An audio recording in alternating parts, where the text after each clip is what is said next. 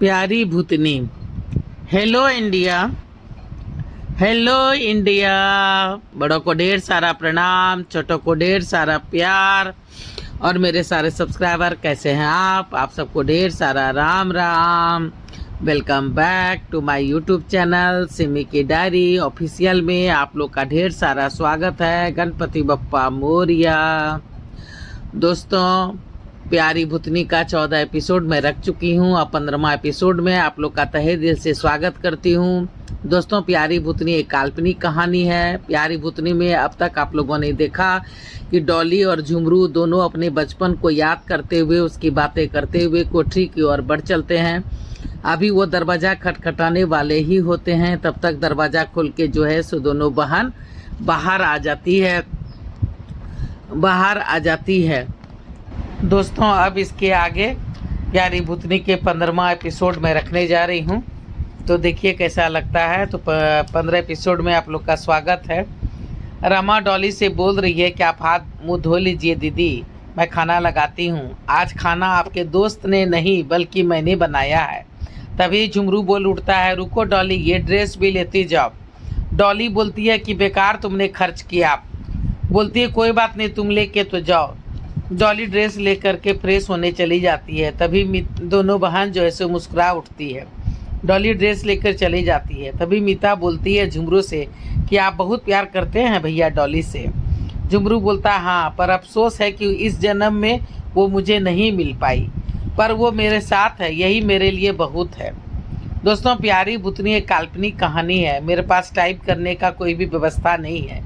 हिंदी में गूगल से टाइप करने से बहुत सारी गलतियां हो जाती है, कुछ शब्द गायब हो जाते हैं, कुछ शब्द गलत छप जाते हैं। इसलिए मैं पढ़ के आप लोग को बताती हूँ। तो इसलिए मैं क्लिप्ट भी, मुझे तरह तरह के पिक्चर से संबंधित क्लिप्ट नहीं मिल पाते हैं, इसलिए गलत सलत जो भी क्लिप्ट होता है मैं डाल देती हूँ। और साथ ही साथ अपने वॉइस रिकॉर्ड भी करती हूँ, ताकि अगर कहीं आप लोग को समझ में नहीं आए तो मेरी आवाज़ से आप लोग को पता चल जाएगा कि कौन सा शब्द गलत छपा है और कितने सारे शब्द गायब हो गए हैं। तो चलिए मैं अब आगे आप लोगों के समक्ष रख रही हूँ। मीता झुमरू से बोल रही है, कोई बात नहीं भैया, इस जन्म में ना सही अगले जन्म ही सही, पर अगर तुम दोनों का प्यार सच्चा है तो वो तुम्हें जरूर मिलेगी। ये तुम्हारा सच्चा प्यार ही तो है कि वो मर के भी तुम्हारे पास है। झुमरू बोलता है हाँ सो तो है। तभी डॉली आ गई। क्या बातें हो रही है? तब तक रमा बोलती है, करे दीदी बहुत सुंदर लग रही हो, कहीं नज़र ना लग जाए। अरे चल हट, चल खाना लगा, भूख लगी है। 24 घंटे में बस एक बार यही तो मैं खाती हूँ। सभी खाना खाने लगते हैं। सच रमा, तेरे हाथों में तो जादू है, खाना बहुत अच्छा बनाया है, डॉली ने कहा। खाना खाने के बाद डॉली जादू से सब कुछ साफ करना चाहती है, तभी रमा उसे रोक देती है, आप रहने दीजिए, मैं सब कर लूँगी। डॉली बोलती है ठीक है, तुम दोनों कुंडी लगाकर सो जाओ, डरने की कोई ज़रूरत नहीं है, मैं हूँ। जी दीदी, दोनों बहनें एक साथ बोल पड़ी। झुमरू और डॉली दोनों पार्क में आ जाते हैं और आमने सामने जो बेंच है उस पर दोनों लेट जाते हैं। दोनों ढेरों बचपन की बातें याद करते हुए फिर कब सो जाते हैं कुछ पता ही नहीं चलता है। दिन धीरे धीरे बीतने लगे थे। रमा और मीता को आए 3 महीने हो चुके थे।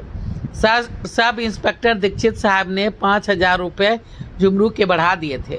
फिर वो यदा कदा सबों की मदद भी कर देता था। अब तो खाना बनाने में से भी छुट्टी मिल गई थी, इसलिए वो थोड़ा बहुत शाम में भी लोगों की बातें मान लेता, उसकी कुछ मदद कर देता।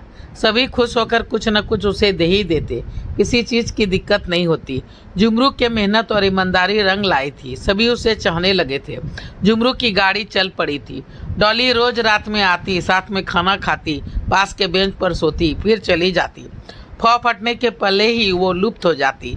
वो कहाँ जाती, वो क्या करती, झुमरू लाख पूछता पर वो कुछ नहीं बताती। बोलती ये मैं नहीं बता सकती। कभी कहती तुम्हें बहुत दुख होगा सुन के। कभी कहती दिन में सूर्य की रोशनी से हम सुस्त हो जाती है। डॉली झुमरू को बोलती कि सूर्य की रोशनी में से हम सुस्त हो जाती हैं, हमारी सारी शक्तियाँ छीन हो जाती है। जुमरू सोचता है बेकार इसे तरह तरह के सवाल पूछकर तंग करता हूँ, बेचारी परेशान हो जाती है। फिर मुझे ये कड़वा सच स्वीकार करना ही होगा कि ये मर चुकी है। मेरे लिए इतना क्या कम है कि वो रात में ही सही, कुछ घंटे के लिए सही मेरे साथ तो रहती है। भगवान इसकी आत्मा को कब शांति देंगे? क्या इसका फिर से जन्म होगा?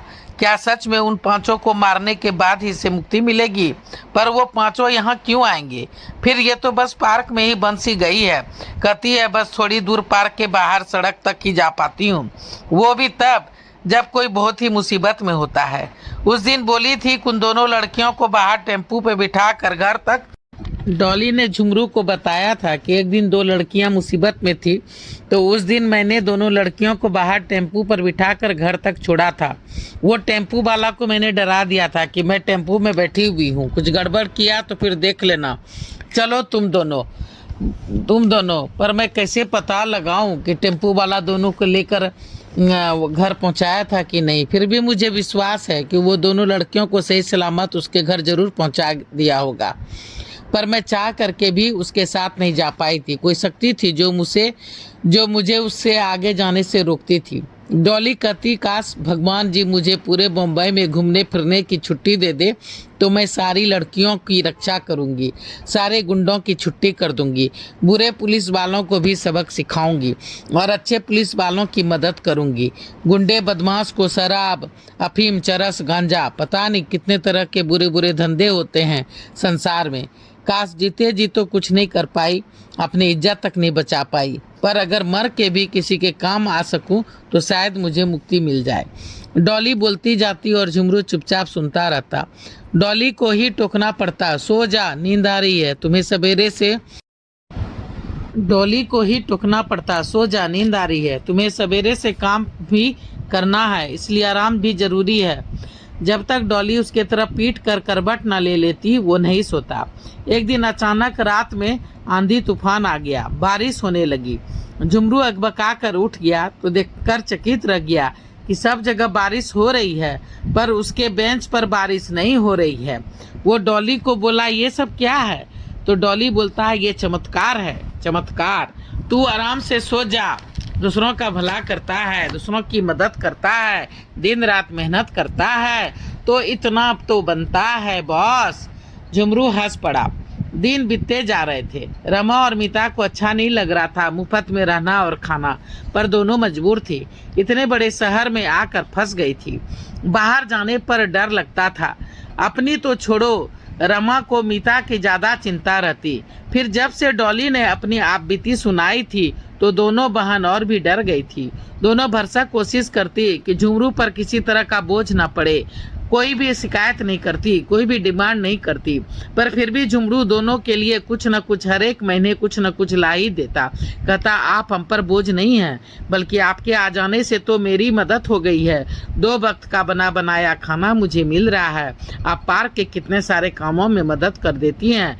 मैं शाम में खाना बनाता था, थोड़ा आराम करता था। अब वो 2-4 घंटा मैं दूसरों के दुकान पे जाके काम करता हूँ तो मुझे महीने के 5,000 रुपये मिल जाते हैं। 5,000 रुपया साहब ने आप दोनों का नाम लेकर ही तो बढ़ाया है, तो ये पूरे 10,000 तो आपके ही हुए। मैं ऐसा करता हूँ कि इन पैसों से अगले महीने रमा जी आपके लिए कपड़े सीने वाली एक मशीन ला देता हूँ। यहाँ पार्क में सुबह शाम टहलने के लिए बहुत सारी बच्चियाँ और महिलाएं आती हैं, वो खुद कपड़े लाकर दे देंगी। फिर जब आप सिल देंगी तो वो 2-4 रोज में आके ले जाएंगी। आपका भी मन लग जाएगा और आप जो सोचती हैं बार बार कि आप हम पर बोझ हैं, तो आप ऐसा नहीं सोच पाएंगी। रमा खुश हो गई, बोली हाँ ये ठीक रहेगा। बाहर बरामदे को ही थोड़ा बढ़ा करके ऊपर चदरा का सेट डालकर उसे कमरा जैसा झुमरू ने बना दिया था। 2-4 बेंच और कुर्सी भी डाल दिया था। सभी लोग आते जाते कपड़े दे जाते, फिर खुद ही आके ले जाते। रमा का काम चल पड़ा था। मीता ने भी खाली वक्त में घर का सारा काम संभाल लिया था। रमा रोकती, हाथ खराब हो जाएंगे बिट्टू, जल जाएगी, तू रहने दे मैं कर लूंगी।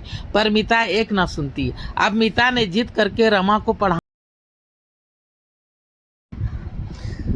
रमा को खाली समय में पढ़ाना भी शुरू कर दिया था। तो चलिए दोस्तों, प्यारी भूतनी का 15वां भाग मैं अब यहीं पे समाप्त करती हूँ। अगला भाग लेके फिर मैं आप लोगों के समक्ष आऊँगी।